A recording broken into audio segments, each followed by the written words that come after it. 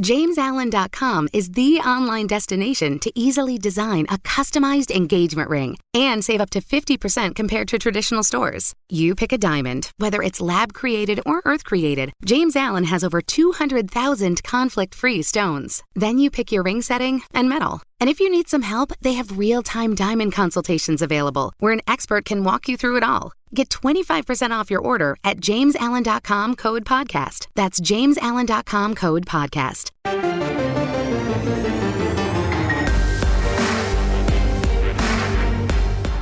Welcome to the PowerCat Podcast, GoPowerCat.com's Kansas State Athletics Show. Make sure you're subscribing to our show at Apple, Spotify, Amazon, or wherever you get your podcasts. Now, from the GPC studios, here's your host, GoPowerCat publisher, Tim Fitzgerald. Welcome to the PowerCat Podcast, your weekly questions edition of the podcast. We're sponsored by The Fridge Wholesale Liquor. Tim Fitzgerald, Zach Carlson, Cole Carmody, Ryan Gilbert, and two dogs in a small room talking K-State sports. It's everything you ever imagined. Again, we're sponsored by The Fridge. Make sure you stop into The Fridge whenever you are in town. The Fridge social media now features me, Tim Fitzgerald. I sent out a nice tweet. I went in there the other day and bought an excessive amount of beer for one person. That's okay. I'm working on it. I told my wife I'm cleaning the fridge. Because not it's your actually, fridge. No, it's actually in our fridge and it's in the way. So I'm cleaning it one bottle at a time. Do you need help with that? We could after this. Okay. We could all, although I got the Pacifico cleared out. That was a 12-step process. And now I'm working on the big wave and the longboard. And I have some Yingling smuggled in from Texas also in the fridge. So it's quite crowded. And eventually Kansas will get Yingling, and you can buy it at the fridge. But don't get your hopes up. It's not there yet. That was bad advertising. Get into the fridge. Make sure they, according to their social media, they're going to be putting a pool in the front parking lot, and that'll be fantastic. You can just go get your beer and hang out by the pool. Actually, it's a pretty good concept. You think about it. Put a liquor store connected to anyhow. Get to the fridge. Come get you some. Go get you some. Oh, that's close. Man, Zach, you can't trust the kids. Can't trust the kids. No. I understand we've got some pretty mediocre questions. That's fantastic. I am mediocre with my answers. They're fine. They're fine? Okay. Let it be known that Zach was the one that said that. He didn't use the word mediocre. I put the word in there. I just did not choose very many questions because it's summertime and we can only talk about conference realignment so many times. Nope, you can never talk about it enough. Believe me, our YouTube proves that. That's true. Now, I'm going to open up the floor to the staff here to express their horror, dismay, or support of the fact that the boss created an entire long-form story of his own tweets, the most self-serving, self-absorbed thing I've ever done as a journalist. But I haven't looked at the clicks. So no. Welcome to 2022, Fitz. Yep. Glad you could join us. But I'm not going to lie. I didn't read a single one of your tweets when you were tweeting it. Oh, okay. But then when you went back and put it in the article, I went back and was more likely to read it. So it's helpful. Sure. That Cole's an ask sir. Gills, your thought? I loved it. That an ask maniac. Egotistical Egotistical Is that prick. a right word? I think that's what you're looking for. Yes. Okay. Let me get on Google Analytics here real quick. We'll see. We'll see, Fitz. Okay. Oh, yeah. We're great work. Great work today. What's it at? You can just say. You're not going to say it? No, I won't say. I'm not looking at the actual numbers. I'm just looking at analytics of the whole site. Oh, but okay. Good. We did. Well, yeah. Did a good job, And Fitz. let's be honest here. 24/7 is different than where we worked before. We've got a two-pronged attack here. One is our incredible VIP coverage that is a lot of recruiting and team analysis and that kind of stuff. Scoop when we get it. That drives subscriptions, but also the 75% of our content is free, like our daily deliveries and all that stuff. And that drives a whole different advertising form of business, and that's why 24/7 continues to rock, and everyone else kind of struggles. That was my shot at the competition. Let's get to your questions from Wabash Station. If we don't want to pause to go to the fridge, should we go to the fridge right now? No, we've taken long enough to get started. Okay. Who's got them? I've got them. Oh, Gills. All right, Gills Mike. is here. Gills serves up some great questions and a badass margarita, but that's a whole different podcast sponsor. From Chris66204, what one stat this season, besides wins and losses obviously, will be the best indicator of whether the football team has had a successful season? Can I say margin of victory? If the margin of victory is like in every game? Like point differential? You could be negative and still have a good record. I think margin of victory would be wins and losses still a little bit.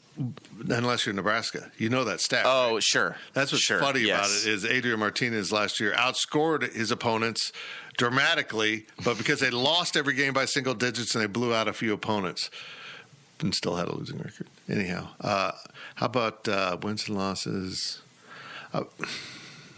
Number of ice cream sandwiches you can finish in one half? That's a valid stat. That's a valid stat from a sports writer's perspective.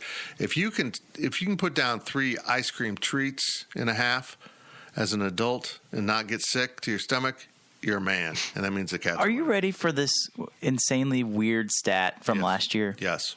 So I have the cumulative stats pulled up for 2021, and K-State averaged 27.54 points a game. Their opponents averaged 21 points. So they basically won by a touchdown according to statistics for averages on the season. Then when you look at total plays, K-State ran 748 plays. Their opponents ran 835. That might not seem like a lot, but when you take into consideration that there was, 2 games early on in the season in Stanford and Southern Illinois that, those are games that I guess K-State didn't handle Southern Illinois, but they handled Stanford. Do you have a possession average? Is there a possession time? I'm sure there is. I'd have to continue to look a little bit. But my point is... That was my point. My counterpoint to your average point. time of possession. Here you go. Okay. Average time of possession. The opponent had the ball for 30 minutes and 6 seconds, and K-State had it for 29 minutes and 54 seconds. So, technically, sure, right? You want to look at time of possession, it was about 50-50, but that shouldn't be the case, right? K-State, with how many plays they ran compared to how many plays that they were on defense, you would think that shouldn't be the case, but because K-State ran the ball so much, that's why the time of possession is that close. This all leads me back to the point that I'm trying to make with Colin Klein. They need to run more plays than their opponent. Right. If you have a better time of possession, great. If you don't, who cares? But you need to run more plays. So, to me, Zach, time of possession, you can throw that out the window. In today's era of football, I firmly believe as long as you're scoring points and you're getting stops, you can throw time of possession out of the window because on defense, I mean, if you're getting stops, what does it matter? Bend, don't break. We see that work for the Chiefs in the NFL time after time after time. The Chiefs score quickly time after time. They always lose the time of possession battle, but yet they still find a way to win the game at the end. It's about total plays. It's about total scoring on offense. To me, if the offense can score more than they did last year, that will give me all that I know because I have total confidence in the defense. I'm good with your argument, but I think when you look at last year, the time of possession should have been better. They shouldn't have lost 50-50. I mean, they were on the underside of that. If you're going to run that few plays... Because that was their game plan, yes. You need to dominate the time of possession. And now that's out the window because Colin Klein is the offensive coordinator now. We get the sense that he's going to try running more plays, so the time of possession is probably going to be a lot lower, but more efficient. I think K-State's going to be more efficient with their time. I think, though, for the one stat that would be the greatest indicator of success, I think, is wide receiver touchdown catches. I think I think Deuce Vaughn's going to get his. He's going to catch the ball every once in a while. I think he'll score touchdowns there. But how many more touchdown passes can wide receivers catch? I think is the greatest key stat to look at and say K-State was successful. Because if they get 20, 24, whatever it is, if they're averaging 2 a game, I think that they're going to be in a good position because I think K-State's going to have a lot of running touchdowns as well. Okay, I'm gonna spin off of that a little bit. I'm this confident in this offense, okay, that I don't want an offensive stat necessarily, turnover differential, which is always a good indicator of success. But I feel confident enough that Kansas State's offense will be functioning at a high level. I think turnover differential comes into play 2 reasons. First of all, the defense has to be aggressive enough, which Chris Kleiman talked about, amping it up a little bit this year now that they're more comfortable in the 3-man front.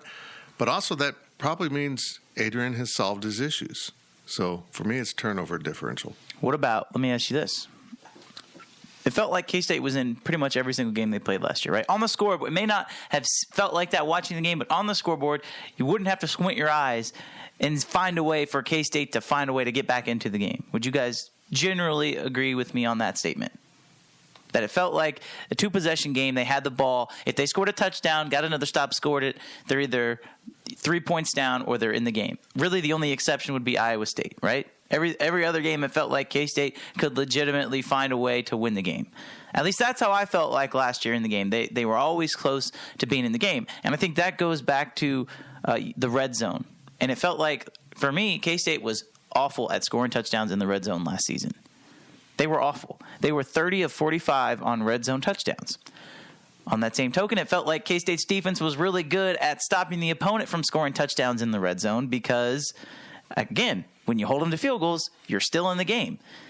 They had 26 of 41. So either way, 15 times, it was pretty much the same of when they were on offense and when they were on defense. The defense did a good job. The offense didn't do a good job. If they can find a way to score more touchdowns in the red zone, I'll look at that stat and say, yes, the offense is putting up more points and they're going to be in a better position to win. Okay. I like it. Zach, you mentioned wide receivers, and that's where I was going to go, but I think just reception yards. I don't think the touchdowns matter as much as just getting the ball in those guys' hands, right? If Deuce Vaughn or Martinez on the ground can punch it in for 6. Finish off the drive. I think that's fair. Fine. Yep, that's fair. I think 150 yards a game, to answer the question, would be satisfied for me. I want more. I want like 500 passing yards a game. But I'm greedy. No, I think maybe a little more than that, but yeah. Sure, a little more. Good enough. I like it.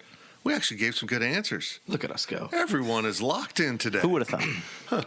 From 3G Wildcat, if you are the offensive coordinator, who are your starters for K-State's first game of the season? Same question as defensive coordinator for the defense if you have time. Why? Why did we put this in here? I don't have a computer here in front of me. Here, you can use Why? mine. Here you go. I don't want that. I'm not going to list off 11 starters. Check out GoPowerCat.com. We'll be putting that up as content.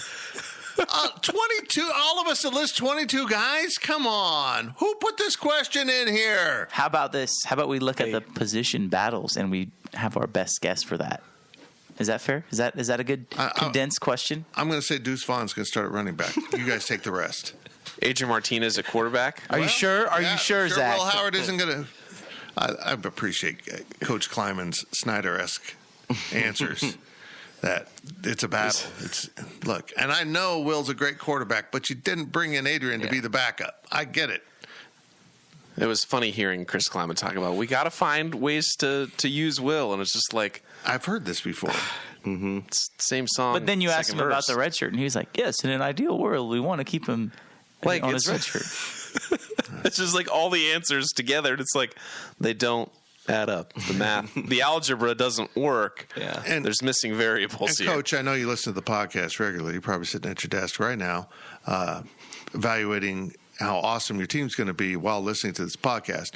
When we say Snyder-esque answers, that is a high compliment. It is a way to create an illusion of what the reality is. But not Dave Aranda-esque. Oh, my God. Don't start. One thing I will say, you did the whole offensive line. It was a really good piece, but you had KT Levinston at the left tackle. And I know they're talking about he's better, he's more athletic, da-da-da. I just don't trust him. I feel like we're in a relationship now, and he's lost my trust. He has to earn it back by not whiffing on key blocks. I agree with you, Because the actually. last thing Adrian Martinez needs to, right out of the gate, is a lack of trust in his left tackle.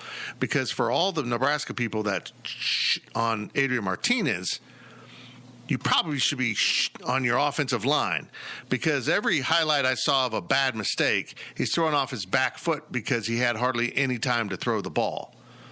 So if you get him into that cycle again, I'm afraid all the bad habits will come back. And not to get too technical with this, but I did find it interesting that Chris Kleiman said not only is KT Levinston going to play left tackle, he's also going to play left guard.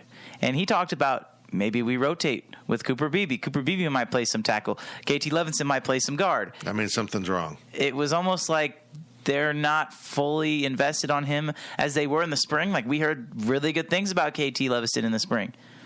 But now maybe that's not going to be the case. He's really high on Andrew Langang, so maybe that's your left tackle spot. I put the older guys in there because that's typically how it works at K-State, right? They usually have the older guys start out. And let's be honest, if you're playing South Dakota and KT's playing left tackle, that's okay. But you're also going to get Andrew Langang in there. You're going to slide Hadley Panzer in at center instead of Hayden Gillum. So, like, there's going to be opportunities for these young kids on the offensive line. To me, though, instead of just projecting these offensive starters, really, because we know who it's going to be, the offensive line, to me, is the most intriguing. Do you want to take a guess as to who the current player on offense and defense is that has the longest consecutive start streak? Go. Is it Malik? No, well, no, it's not Malik because he didn't play that much in 2020. What did you say, offense? Offense. Who on the offense currently has the longest Phillip start Brooks. streak? No. Deuce. No. BB. No. It is Christian Duffy at 21 consecutive starts. Wow. Duffy's He's turned into a really good player. I really appreciate what. And once they moved him back to right tackle, it's just better for him. On defense? Daniel Green? No. Yeah? It's not Daniel Green. Well, it can't be a safety because they're in the corners. Echo Boydo? Pickle. Boydo is second. It is Eli Huggins at the most consecutive starts at 20 right now. I'm really surprised that he started. I apologize to Eli. Don't beat me He up. started 8 games in 2020. I thought of 13 Eli, but I'm like, when they went to the 2021. three-man front, did he start every game? He has started. Yeah. Even though Timmy Horn was the captain, they started Huggins. Huh, interesting. Huh. Okay. I'm not doing it. I thought it was an interesting stat. Who asked the question? 3G Wildcat. I love you. You're awesome. I ain't doing it right now. I don't have enough caffeine in my fridge. Or the fridge doesn't have enough This caffeine. sounds like a pregame questions answer or question. Yeah, well, it sounds like written content. We'll answer your content. We'll answer. Jeez. Anyhow, that's how baffled you have us, 3G. We will put it into content where we can actually stop and think about it, because it's not. I don't want to be guessing. People said, "Well, you said this guy would start," and I'm like, "Well, I didn't. I was just doing it off the top of my head. Plus, I'm not smart enough." From Andy G 6899, what are your thoughts on the importance of stacking another solid recruiting class on top of this one next year? Should it be better or the same? Well, I mean, you need to keep getting better. And one of the great things Bill Snyder said back in the day when asked about recruiting over the talent, he goes, that's what you do in every class. You try to go out and recruit a better player than you've recruited the previous time, and the next time, and the next time. It was a systematic yearly climb that he showed at K-State. Now, most coaches aren't patient enough for that. I feel like Chris Kleiman is. I think he understands the trajectory he's got the program on and needs to keep building on it. But, I mean, the problem with 24 is they won't have the same number and high quality of in-state recruits as this class. It just doesn't. It's more of a normal year, so that's going to be a challenge. Win a few key battles, but you don't have to do too much in 24, in my opinion. I mean, you're not going to get a quarterback who's going to be that good. Why would you want to come to K-State with Avery Johnson right ahead of you? Yeah, you're right. So it's going to. That position just got Deuce Vaughn. Mm-hmm. I mean, it's going to be harder. They might be able to get a quarterback in 24, particularly if he redshirts. But after that, if Avery's as good as advertised, it's going to be a problem. That's why I told when I did Brian Cavanaugh on my Life of Fitz podcast, and his son Parker just walked on at quarterback, and I said, Parker timed this perfectly, because as a walk-on, he might find himself in a position to be right there in the depth chart as Avery's career goes on, because nobody will want to come if Avery's as good as advertised. Mm-hmm. Now, if he's not as good as advertised, it's the Rubley effect. It had no impact on recruiting. Yeah, I mean, I think, Gills, you're right. I think you need to try and plug the holes you didn't fill in this 23 recruiting class in the 24 recruiting class, right? So obviously they feel comfortable with the running back position. They feel comfortable with the quarterback position. It's about balancing your roster.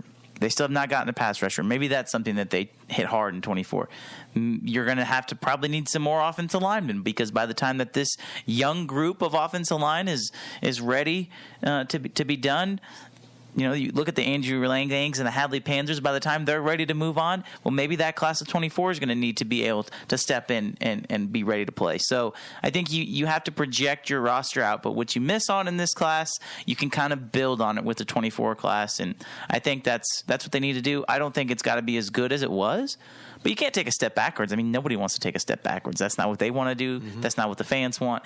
But it's going to be hard to take a step forward from this class. I think we all agree on that. I think the key for next class is to getting a big win out of state. I think this last year with 2023, going into 2023, this recruiting class right now, I think it's so good in state. I don't think that there's going to be the talent in 2024 to at least have the hype and buzz that Dylan Edwards and Avery Johnson and a lot of other guys bring to the table.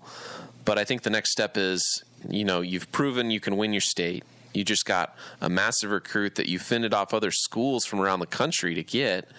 Now you need to go out and be on the attack and go get, somebody from another state, that's similar to like Avery Johnson, not necessarily a quarterback, but someone of that 4-star stature that has tons of Power 5 offers.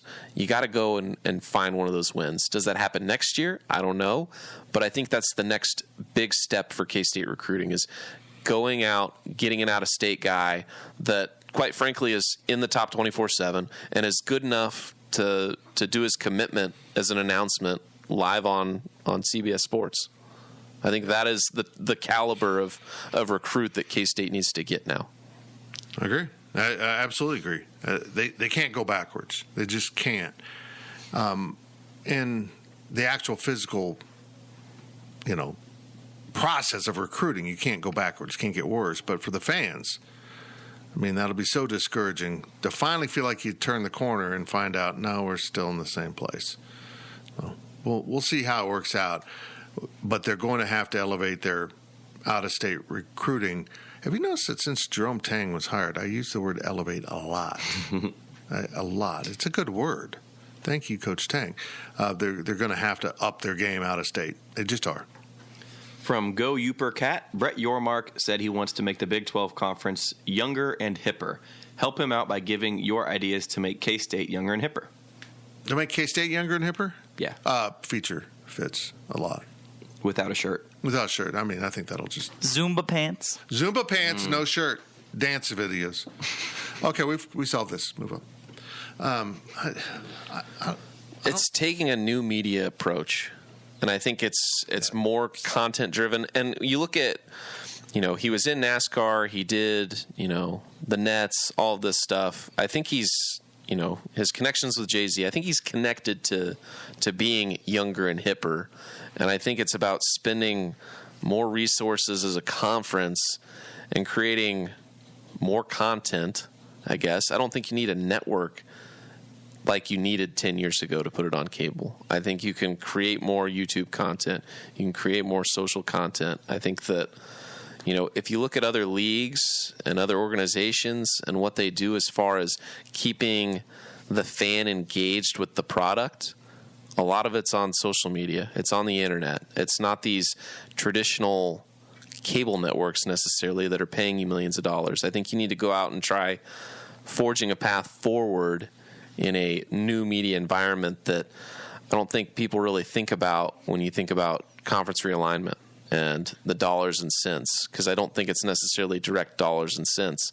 You need to go find fans and create fans and keep them engaged. I think that's the number one key, and I think it's being cool on social media and on the internet. They do a pretty good job basically what in it general. I think K-State does a good job, but I'm going to be kissing up to Zach Carlson with my answer here.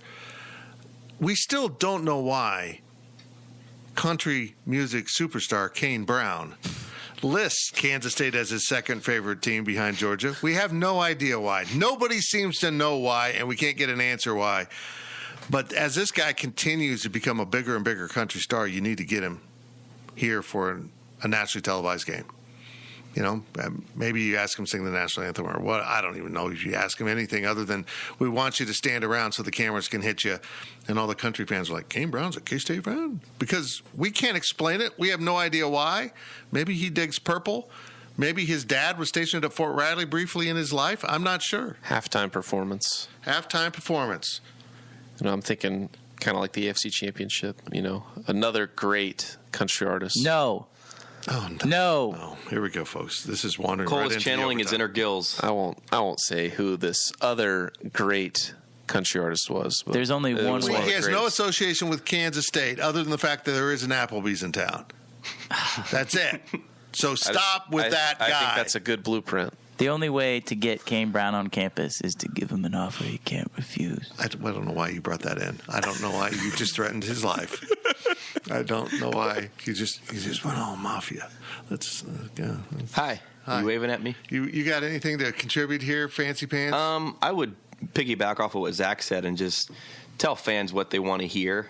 Saying that the Big 12 is open for business. It seems like Bob Bowlesby just wasn't confident in himself enough, right? And Yormark was, at media days at least. Bob Bowlesby was a guy that just wants to manage the business. Like, he's fiscally responsible. The payouts went up. He saw his job as funneling money to the schools, which it is. And that's part of it. It's also fighting and protecting your self-interest, including not getting poached. But, honestly, I don't think there's anything Bob Bowlesby could have done to save Texas and Oklahoma. There's no way the Big 12 can match the amount of money. And that's why with Wednesday's Daily Delivery, I pointed out that if the ACC schools want to go to the Big 10 and SEC 4 apiece, 8 votes breaks their grant of rights. It's that simple.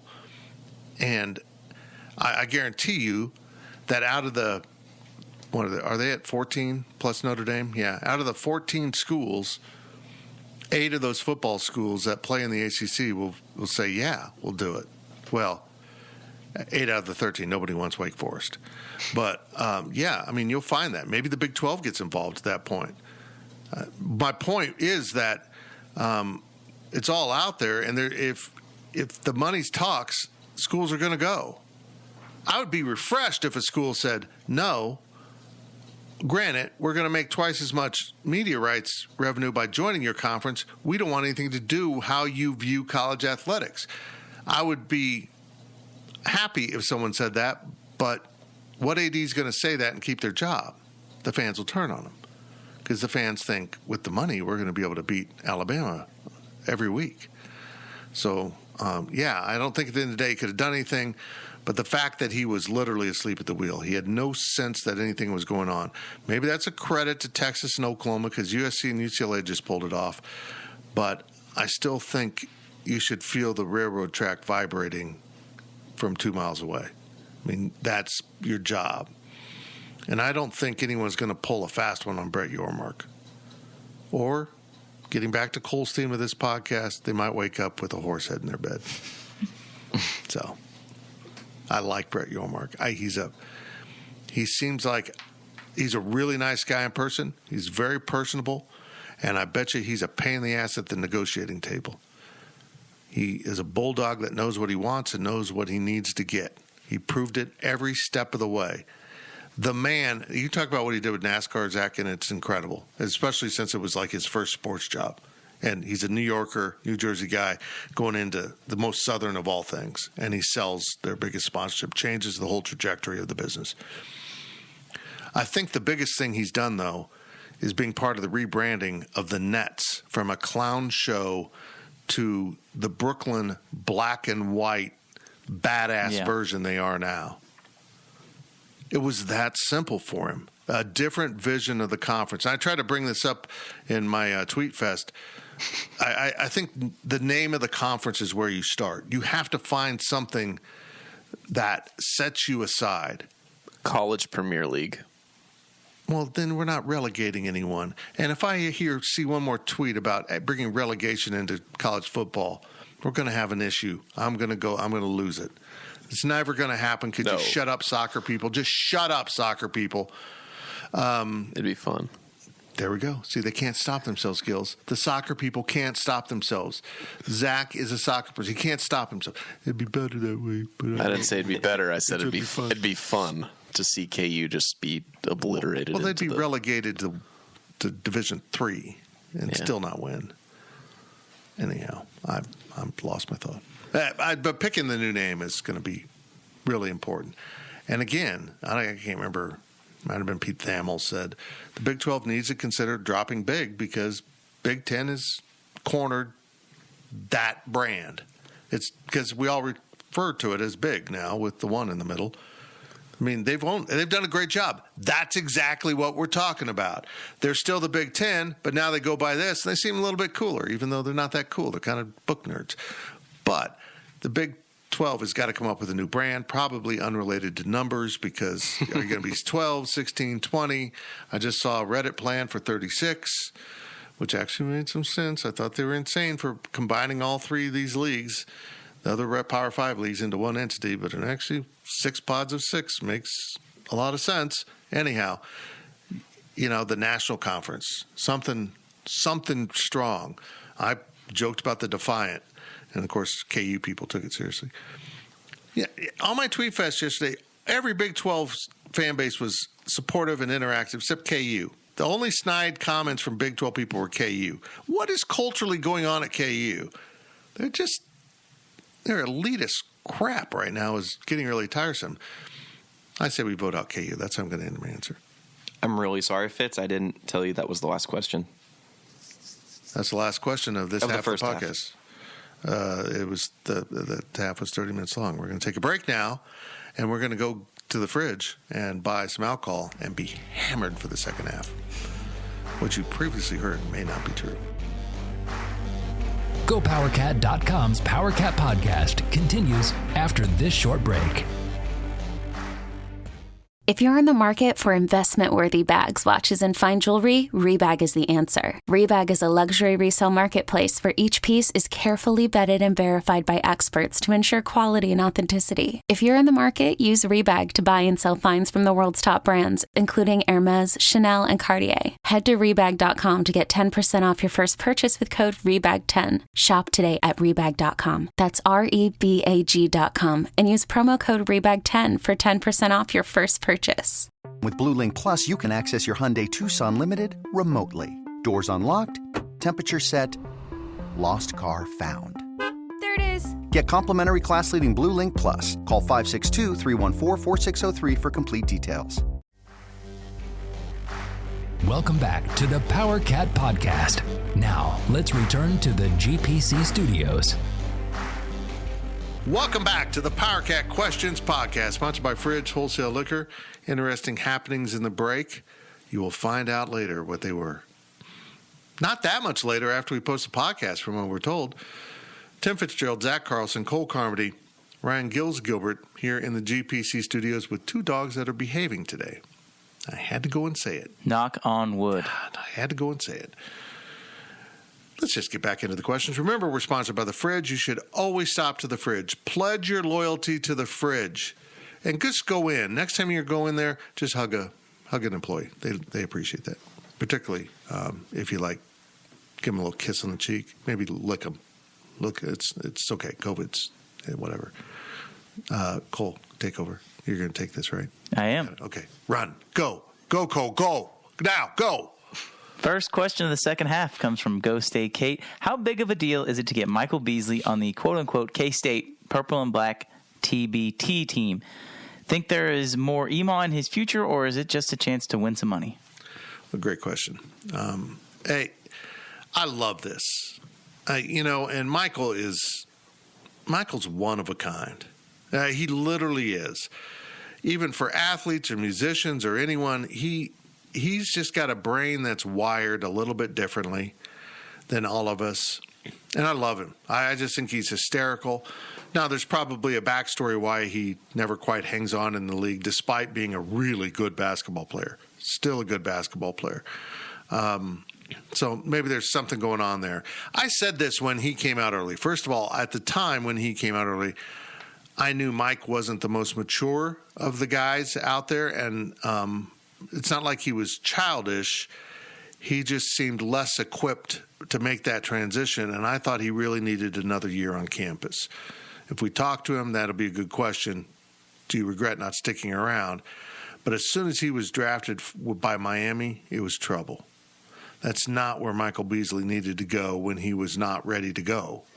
He needed to go to – so much for that. The dog just made a funny noise. He needed to go to Minnesota. He needed to go to someplace – Phoenix. Salt Lake City would get him right. Salt Lake City, someplace of somewhat protected environment where, as I said at the time, I don't trust myself on South Beach, let alone as a multimillionaire teenager. I can't imagine how wrong that went. And also, it turned out Dwayne Wade was a crappy teammate. I mean, he was, give me the ball. What are you doing? I'm the guy. Just exactly kind of the downer Michael can't take. So that it just all went wrong from the start. My hope from this is I'm not a big fan of TBT. We supported the first year. I mean, we helped sponsor the team. It doesn't trip my trigger. It just doesn't. I don't know. Is it because it's in the summertime, you think? Partly, maybe, because I think for me the name on the front of the jersey isn't K-State. The name on the back of the jersey is cool to follow those guys, but it's not K-State. Yeah, and they have 2 or 3 guys from right. That bothers me. I think if you're going to be the K-State team, you're the K-State team. And if you can't get enough guys to be the K-State team, you're not the K-State team. You're just some guys who are friends. But I'll admit, I'm more interested now that Jake and Bill Walker and Michael are going to play, if they play. That's a big if. If they play. They were supposed to be in Kansas City, and then miraculously they can't be in Kansas City. They're flying directly into Wichita, so that tells me their flights were booked earlier to go to Wichita. I don't see them just changing their flights to go to Wichita. There's a good chance that airline didn't go to Wichita from where they were. I don't know where they're at. So anyhow, I'm excited because I love Mike. I love him as a person. I think he's a very intelligent guy who has an interesting outlook on life, and I love the way he expresses it. So I hope that this gets him more connected back to K-State, because I think in a weird way, Mike needs K-State more than K-State needs Mike. Mike needs to come back and put his feet on the earth again. Some people do that. Like if you live in New York City, you go to Central Park, take your shoes off, walk around in the grass. I feel like they get grounded literally again. That's what K-State, that's what Email represents to Mike. He needs to come back, and even though Frank's not here, his guys aren't here, the community and the vibe is still here. I'm so excited to see how he responds to all the K-State fans in Wichita. Yeah. Because I've talked to some people who live in Wichita and even people who don't. Like, there's going to be a good amount of K-State fans that go out and watch those guys play. And quite honestly, I think that those guys have earned that right. Right? I mean, Jacob Poland talked about it. I was reading somewhere, he's like, when you play overseas, you don't really get to play in front of the fans. But they're getting to come back and play in front of K-State fans, and we know how loyal K-State fans are. I think this will be perfect for Mike because you're right. And if you haven't seen the Pivot podcast, I'm going to talk about that. I don't think that's a competitive podcast. I'm going to talk about Go ahead. Yeah. It talks about his story. And if you haven't seen it or if you haven't listened to it, you need to, because it really – if you haven't had an appreciation for him as a human being before, it kind of gives you a little insight into his life. And I think that coming back to Kansas, where the people love him, not just because of who he is as a basketball player, they don't care about everything that's happened to him. They're going to support him because he was a K-State Wildcat. And it doesn't matter what you do after, you are always going to be a K-State Wildcat. I think that's how fans look at it with Mike, and they kind of adopted him as their own, and I'm excited to see how he responds to that. I feel like that could do really good things for him and his psyche. Well, I know this. Mike was betrayed by a number of people who he should never have had to worry about being betrayed by. And so he correctly has trust issues. I get that. But I truly believe this in my heart. The K-State family will never betray Mike. He came here for 1 year. It was a special year. It was a fun year. But I think people just fell in love with Mike because he's just such a kind soul. At the end of the day, Mike's a really kind soul that that doesn't want to do harm. He wants to make people smile. He wants to do good in the world. He wants to play basketball. And, in some ways it's kid-like. And because of that, he got taken advantage of by some people. Next question comes from KSU number 1. With rumors of NBC being a media partner, what kind of rights deal would you foresee from NBC Sports? I'm fascinated now. We were told that the Big 12 had no value a year ago, and suddenly we're hearing stories about NBC. Well, the backstory on this is Notre Dame wants $75 million from one entity for themselves. Now, you can sit here and say, well, that doesn't make sense. But it does in a way. Now, where it falls short is they're talking just football because the rest of their rights are held by the ACC, which is ESPN. And while we always have to remind KU people that basketball isn't a big part of this equation, it is part of the equation. I mean, it might be 10%, 20%. So for Notre Dame to expect equal money as the Big Ten and SEC, or what they view as equal, we don't know what those numbers will be. I think they'll actually be a little under. But still, if they want equal money, they need to give up everything. And not that NBC would want their other rights. That's the point, is they don't. They just want your football, and it's worth this. You're getting money. You should be getting money for ACC for your basketball.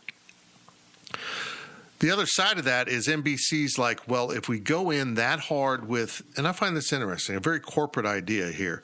If we go in that hard on this entity, we want more bang. We're going to go all in on someone else. So if we're going to spend that much money, we're going to spend more money. It's like if you're expanding your business. I'm thinking about opening up a second location, but instead I'm going to open 5, which is an interesting. Businesses do that with success. Some don't, but that's what NBC's looking at doing. They would add the Big 12, Tier 2 probably, not the headline rights, but so they could have a second game on Saturdays, so they could have secondary content maybe on the Peacock. But they want some of these other games to get more general college football viewers over, because Notre Dame gets 2 types of viewers: those who love Notre Dame and those who hope they lose every stinking game by 100 points. That's who watches Notre Dame games, or the opponent. I mean, when you think about it in the Notre Dame context right now, if you want to watch Notre Dame, you have to be set out to watch Notre Dame. The only people that are watching Notre Dame are purposefully watching and having to tune over to NBC. NBC doesn't have any other college football. So if that's what they want, and I don't think it's an unfair valuation it might seem ridiculous to pay one school that much, but Notre Dame can probably command that much money. But NBC saying, if we're going to pay that much, we need to have some shoulder content. So let's put a game before the Notre Dame game. Right. Let's put a game after the Notre Dame game, right, sandwiched in the middle, because Notre Dame does like to play those, afternoon kickoffs. And NBC, being the rights holder for just Notre Dame, they can play whatever games they want. But, I think that having some value of, a K-State KU game leading into Notre Dame, you're going to have a lot of people that just don't change the channel. Right. And I think that's where you get some benefit from that, from a lot of that money increase that they'd be paying Notre Dame. I'm intrigued by it because you're exactly right. Folks, it means there'll be an 11 a.m. NBC game basically every week. Because that's a great portal time. And their production, can we talk about their production too? No, they only worry about one school. That will be interesting to see what they do. But even with like the NFL, I don't know if it'll be the exact same. I feel like CBS, their production for college football is very similar to the production of the NFL, and their production's better than the other channels. I personally think that NBC's production as a whole across their entire sports portfolio is among the worst of all of professional sports, from graphics, from broadcasters, TV personalities. I think that it is far and ahead, far and behind. I don't know what I'm trying to say, but it is. That's a hot take. It is clearly inferior to ESPN and Fox as far as a presentation at the top levels. Yeah, yes. I get it. I'm hopeful though that if this is their number 2 college football game, that you'll get their second set of announcers instead of Mike Golick Jr. and some guy that just graduated from high school. Sure, but You know, when you watch NASCAR, you watch golf. I mean, really, golf is probably the thing they're best at. And I would still rather watch golf on CBS. I'd rather watch golf on ESPN. Okay.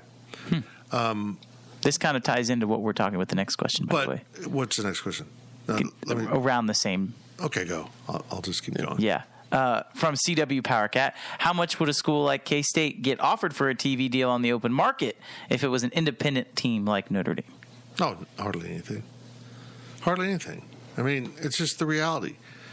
I think you could get $1 million a game, and that's it. Yeah, look, folks, I think the national media doesn't understand the reality of the Big 12. But the Big 12 does understand the reality. It doesn't have the big brand names.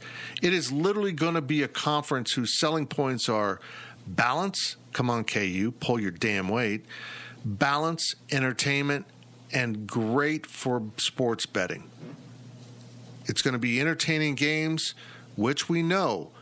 Entertaining games on a national platform between two teams that aren't the blue bloods will pull good ratings. People want good games. That's what they want. Big 12 is going to offer that. But just throwing K-State out as an independent, I mean, how would that? Who would you play? Nobody's going to play you. You're not.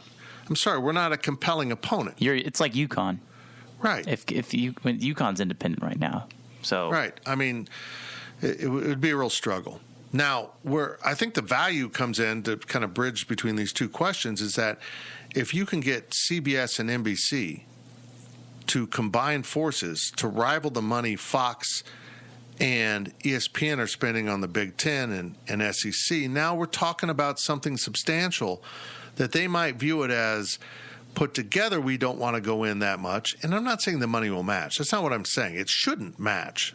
It shouldn't. There isn't the brands that people just automatically tune into on this conference. But what they have is fairly legitimate and tangible.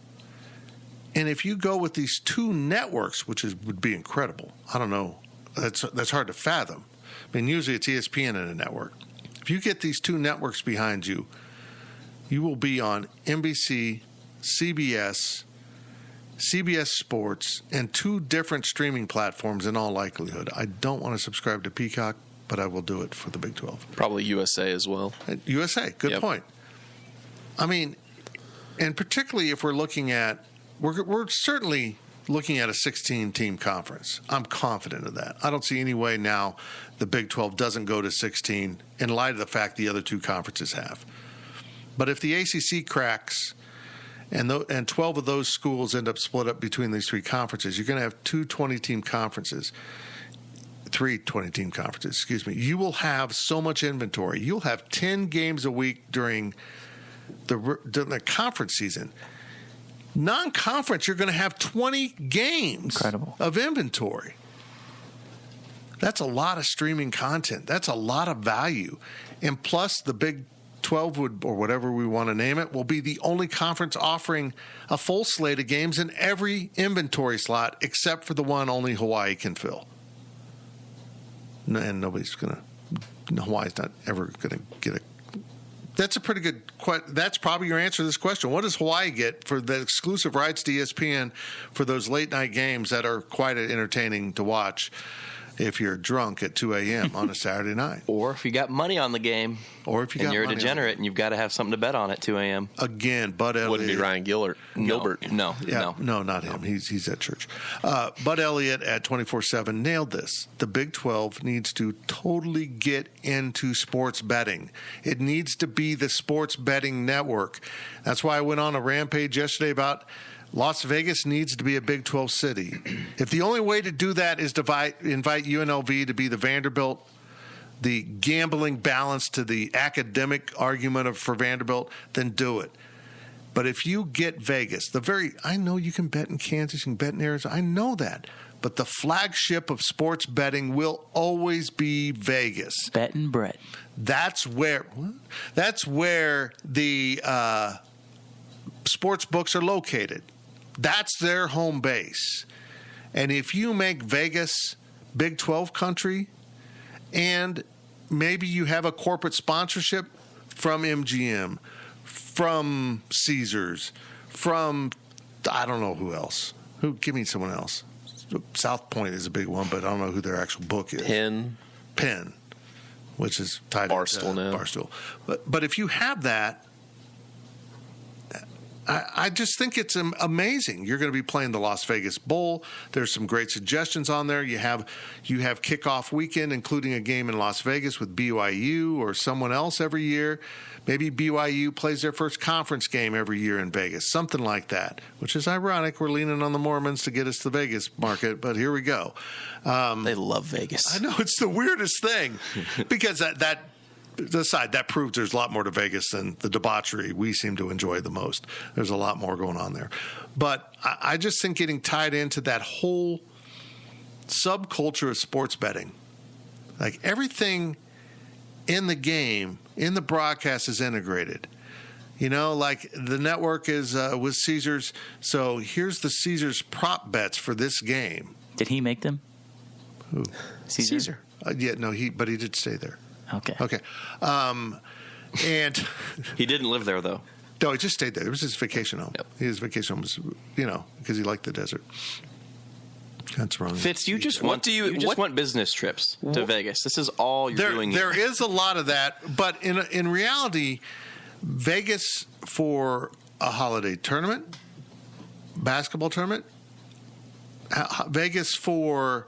That was one suggestion, and I loved it. Go from 18 conference games to 19, and over the course of one weekend, there will be a series of games in Las Vegas to tip off the conference in early January. Brilliant. And the media will love it. The rights holders love it. We get to broadcast all 10 of these conference games in maybe 2 different buildings and never leave Vegas with our trucks, saving them money.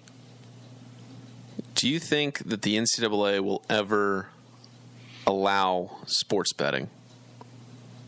Or do you think that... I don't think it matters. You don't think it matters now? I don't think it matters. I don't think the NCAA's opinion matters, yeah. You think that the Big 12 should just say, screw the NCAA, we're going to partner with sports books? Yeah, what are you going to do about it? You're about to lose the Big Ten and SEC. What are you going to do about it? I mean, literally, that's what everyone's doing with the NIL right now. You're not supposed to have it involved in recruiting. It's involved in recruiting, and the NCAA, don't do that. Stop. It's just, they're feckless. And I think everyone in the business recognizes that the NCAA is done. That, maybe it'll live on in some way. But, again, I think that is the brand. A coast-to-coast brand tied into sports betting.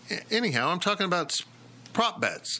How many yards will Deuce Vaughn have? That's a prop bet. In the pregame show, they're talking about that. Head on over to our sportsbook. And then as the game's going, they're tracking it. It's a pop-up on the screen. Deuce Vaughn's at 129 yards. The prop bet was 135. It's brilliant. I know. Is it Sunday night or Monday night? One of the primetime games in the NFL, you have like 15 minutes to sign up for some sort of, It's brilliant. You know what I mean? I can't remember what it exactly is. And again, this gets back to the other idea that was floated. Sell your conference naming rights. Now, there is a report that Brett Yormark is looking for a 5-year grant of rights. 5. That tells me one thing. He's very confident in the product. He does not want to do what the ACC did and sign a crappy deal that goes on for 13 years or something. And then the commissioner says that all the bowl games are very important to each team in the conference. And then he wants to be able to come back to the table in about 3 years and say, how's your ratings? They're pretty good, aren't they? I told you we'd be okay. We do compare. Now we want that money. I think it's brilliant. And maybe he's wrong. Maybe they'll be proven right and the rights won't move or they'll go down. If that's true, it won't be his problem because he'll be gone. I think it's brilliant. But if in union with doing this, what if CBS says we want it all? We want your entire conference, every sports event we want on our platforms. Well, you're the Paramount Conference for the 5 years of those grant of rights. Or if you have multiple and MGM or Caesars comes in, and then you're the MGM College Conference. You need to have But it got to be good money. We're not going to sell it to you for $1 million a year per school. You better cough it up. you need to have a brand and have a presenting sponsor, but you don't want to necessarily be the Blockbuster conference and then the Netflix conference and then the Bad Boy Mowers conference. I kind of want that conference. You got to be the something Big 12 conference. Not necessarily Big 12, but you get my point. I get it. Club soda vodka. It's like the Premier League. It was the like you're just going to name the conference after your favorite drink? Sure. Okay. it was the Barclays Premier League for the longest time, right? And then it's just the Premier League now. They got rid of their title. The sponsor. GEHA. Oh God, don't Big do it. 12. Make it an easy name to say. Yeah. That's if you've got a confusing name as a corporation, please don't do any sponsorships. Signed, everyone in Pittsburgh. We have gone completely off the rails of the actual question, but what else is new? The last question of the podcast comes from Call Me T22. How would life be different if the Big 12 added Louisville and Cincy the first time around? Totally different. Would you have liked it? I love it. There would have never been a West Virginia problem. There would have been 12 schools. The issue became that at 10 schools you were vulnerable, and it happened. And not only 2 schools left, it was the 2 biggest brands left. And the Big 12 did a remarkable job of, despite KU trying to make it sound like they were going to the Big Ten, they're just so selfish, it's unbelievable. They locked arms and pulled together. And they saved the conference because I just responded on Twitter to a Pac-12 fan. These people are really angry. The reason we're angry in the Big 12 is this is important to these college fan bases. It's an important thing. College football means a lot on all of these campuses except one. A lot. And even that campus understands that college sports is important. They just don't understand what the most important sport is. They're really good at one that's secondary, and I appreciate that. It's amazing. But it's important here. The conference is important. And I understand that someone from the Pac-12 doesn't get that because it's not important out there. But ironically, this was a Utah fan, and I'm like, that's why the Big 12 wants you, because it's important in Utah. It is. It's about the only campus out there, really, now that has that feel to it. I mean, Oregon's Oregon, Washington's Washington. Utah's a college environment. There's no boats tailgating. I mean, it's just a college environment. Just making fun of Baylor like that. Jeez. Baylor does it on a river. There's something a little more down to earth. I think technically Seattle's a river, right? That's a river. Is it a bay? It's a bay, but it's I think by the school you got to. Don't nitpick my points that way.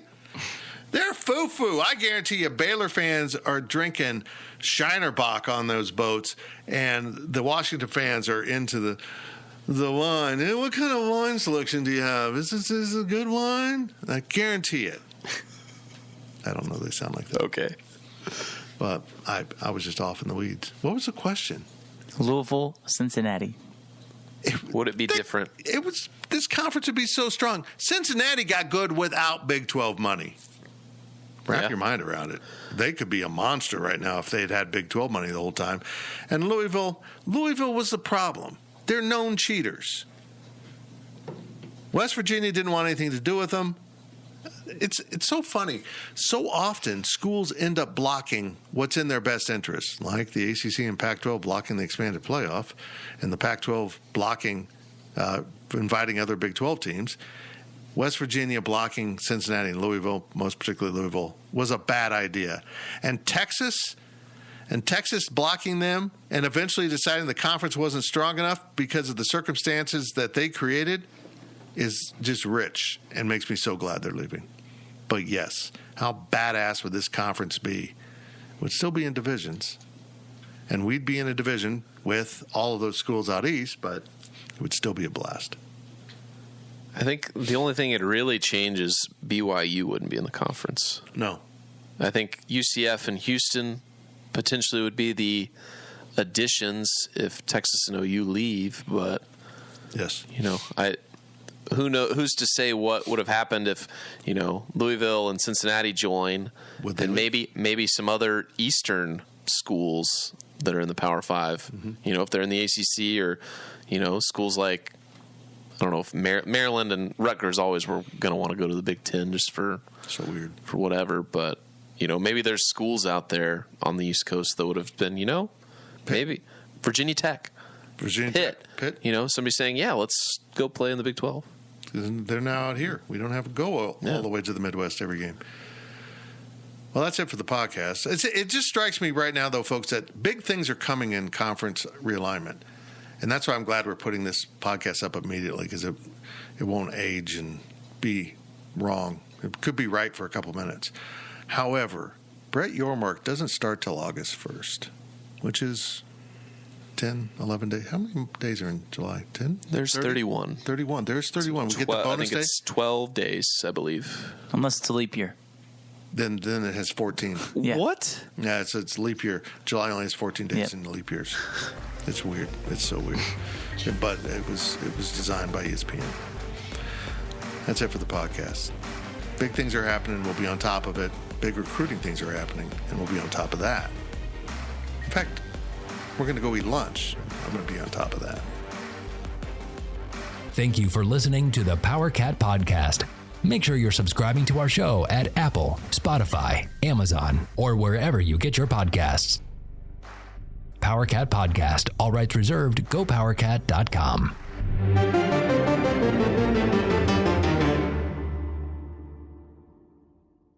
The calendar has flipped, which means it's time to join us on Fantasy Baseball Today, part of the CBS Sports Podcast Network. Join Scout White, Chris Towers, and me, Frank Stanfield, 3 times per week in January to kick off our 2024 Fantasy Baseball Prep. We're talking rankings, strategy, tiers, prospects, mock drafts, and everything in between. Make sure to download and follow on Apple Podcasts, Spotify, the Odyssey app, and everywhere else podcasts are found.